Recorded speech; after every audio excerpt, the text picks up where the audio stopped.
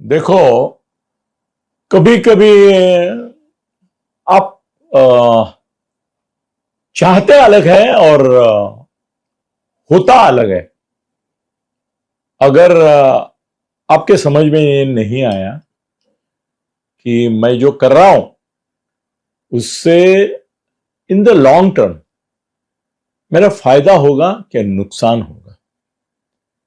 बहुत बार ऐसा हुआ है कि हम हम बोले तो पॉलिटिकल पार्टीज के लिए बोल रहे, वो किसी को इस तरह से क्रिटिसाइज करते हैं, टारगेट करते हैं, उसके पीछे पड़ जाते हैं, उसकी निंदा करते हैं, उसके ऊपर टीपा टिप्पणी करते हैं, उसको एक खलनायक या खलनायिका रूप में पेश करते हैं, समाज में उसके प्रति नफरत फैलाने की कोशिश करते हैं, तो उसका बराबर उल्टा असर होके वो आदमी या औरत और बड़ी होती जाती है। इतनी बड़ी हो जाती है कि जो एक मामूली सामान्य नगर सेविका थी वो पूरे राज्य की एक महिला लीडर बन जाती है। जी हां, आपने सही पहचाना। मैं सहर शेख यूनुस शेख की बेटी, जो मुमरा से अभी एमआईएम के टिकट पर चुन के आई है और जिसका वो कसहर रोल वो बहुत वायरल हो गया है और पूरा मुमरा हरित कर देने की, हरा कर देने की, मतलब हरा भरा नहीं, हरित हरा करने की उसकी बात है। वो आप बिलीव नहीं करेंगे, पूरे देश भर में फैली गई है। पूरे देश में करोड़ों करोड़ों लोग आज ये सहर शेख को जानते हैं। करोड़ों लोग जानते हैं, हिंदू भी जानते हैं, मुसलमानों में तो एक लहर आई है। फिर दोस्त है ना, वहां से मुझे फीडबैक मिलता है, तो पूरे देश में सहर शेख ऐसा नाम हो गया है कि जो मुस्लिम महिलाओं में कोई एक नामचीन नाम हो गया है। नेता बहुत थे मुस्लिम, पुरुष नेता बहुत थे, मगर महिला नेता नहीं थी कोई। अब तुम्हारे किरीट सोमैया और हमारे थाना के डावखरे के बेटे निरंजन डावखरे, वो दोनों जाके पुलिस कंप्लेंट की। पुलिस क्या कर सकती थी? पुलिस एक वार्निंग दे सकती थी, क्योंकि उसने कोई वायलेंस के लिए तो ये नहीं किया था, इंस्टिगेट वायलेंस करो ऐसा नहीं बोला था। तो एक 4 लाइनी का एक कागज सौंपने का था, वो सौंप दिया पुलिस ने। उसकी भी बड़ी न्यूज होगी, नोटिस नोटिस। मगर किरीट सोमैया जैसा बड़ा नेता वहां जाके पुलिस स्टेशन में बोलता है कि इसको आप देशद्रोह के मामले में, इसके मामले में ये करो वो करो, तो उसके समाज में तो उसके प्रति आकर्षण और एक गौरव, करिश्मा बढ़ता है उसका, बहुत करिश्मा बढ़ता है। वो बढ़ा दिया। अभी मैंने कल ही बोला कि 29 के चुनाव में ये लड़की सहर जितेंद्र आव्हाड को 100% हराएगी। असल में ऐसा हो गया कि एमआईएम की जीत का परिणाम ऐसा हुआ है कि कौसा मुमरा, इतना ही नहीं, अभी देखो आगे जब चुनाव होंगे, अभी 3-3.5 साल चुनाव नहीं है, तब तक ये इतनी बड़ी होके रहेगी कि पूरे देश में एमआईएम का एक मुस्लिम महिला का चेहरा बनेगी। अब ये रुकेगी नहीं।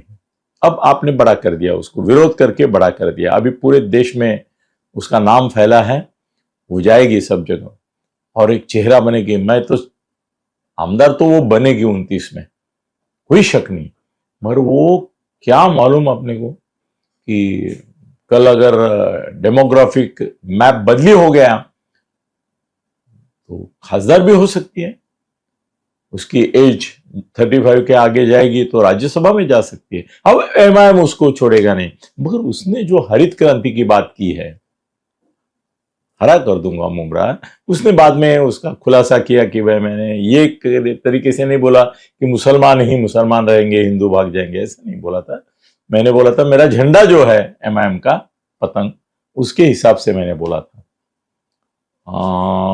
मैं उसको ये कंसेशन देने को तैयार हूं कि ऐसा बोलते हैं भगवा करून टाकू, ये तो कॉमन है। उसने बोला भी कि अगर मैं भगवे में होती तो भगवा बोलती थी, और कोई कलर में होती तो तिरंगा होती तो तिरंगा बोलती थी। एनसीपी में थे ही उसके पिताजी, राइट हैंड थे।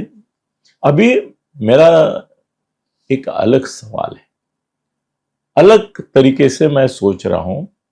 अभी देखो कि मुमरा एरिया में, राबोड़ी में तो पहले से नजीब मुल्ला का स्थान सबसे ऊपर था ही, मगर अभी मुमरा और वो एरिया में, मैं तो बोलता हूं कि महाराष्ट्र में जैसे ये शहर शेख आगे बढ़ गई है, अजीत दादा पवार को चाहिए कि नजीब मुल्ला को महाराष्ट्र में एक तगड़ा young Muslim leader with secular mentality, भूमिका, ऐसा प्रोजेक्ट करना चाहिए। अब शरद पवार कांग्रेस का जितेंद्र जो है वो आउट ऑफ कॉन्टेक्स्ट हो गया है। अभी हो गया, हर एक का एक्सपायरी डेट आता है। मेरे को लगता है जितेंद्र का पॉलिटिकल एक्सपायरी डेट हो गया। अभी आप उसको आगे बढ़ा नहीं सकते, उसको प्रोजेक्ट नहीं करते। सेकुलर चेहरा था सालों तक, मगर अभी नहीं है। मगर अजीत दादा के साथ नजीब है, वो उसको रिप्लेस जितेंद्र को सिर्फ मुमरा में नहीं पूरे महाराष्ट्र में कर सकता है। इतनी ताकत और हैसियत है उसमें। अच्छा वक्ता है, मैं जानता हूं उसको पर्सनली, मगर उसको और एक काम करना होगा। नजीब से मेरी और एक अपेक्षा है। वो अपेक्षा यह है कि उसको एमआईएम को रोकना पड़ेगा, एमआईएम को रोकना पड़ेगा। और ये जो लोगों के मन में दहशत पैदा हो गई है कि पूरी हरित क्रांति हो जाएगी, मुमरा हरित हो जाएगा, वहां हिंदुओं को तकलीफ होगी, शायद उनको वहां से भागना पड़ेगा। कश्मीरी पंडित भागे वैसे मुमरा से हिंदुओं को भागना पड़ेगा, यहां तक चर्चा हो रही है। सोशल मीडिया देखो। नजीब बेटा, तेरे को एक सलाह है, तू अभी मुमरा में एमआईएम से मुकाबला करना चाहिए, मुकाबला करना चाहिए। तुझे मुस्लिम समाज का आज अनडिस्प्यूटेड सपोर्ट है, लोग साथ हैं, मुस्लिम समाज तेरे साथ है। विशेष बात यह है कि जितेंद्र के साथ उतनी संख्या में हिंदू नहीं थे जितनी संख्या में तुम्हारे साथ है। तुम एक काम करो नजीब, हिंदू और मुस्लिम ऐक्य, और वो भी एक सेक्युलर फिलॉसफी के माध्यम से, दोनों को एक साथ लाने का काम करो। थाने में करो, मुमरा में करो, महाराष्ट्र में करो। मैं खुद अजीत दादा से बात कर सकता हूं, अजीत दादा के कुछ सलाहकार मेरे मित्र हैं, उनको भी मैं बोलूंगा कि ये लड़के पे नजर रखो, ये आपका मुस्लिम मगर सेक्युलर। हिंदू होते हुए जितेंद्र आव्हाड शरद पवार का चेहरा था कि नहीं? सेक्युलर चेहरा था सच्चा ही, जेन्युइनली वाज सेक्युलर।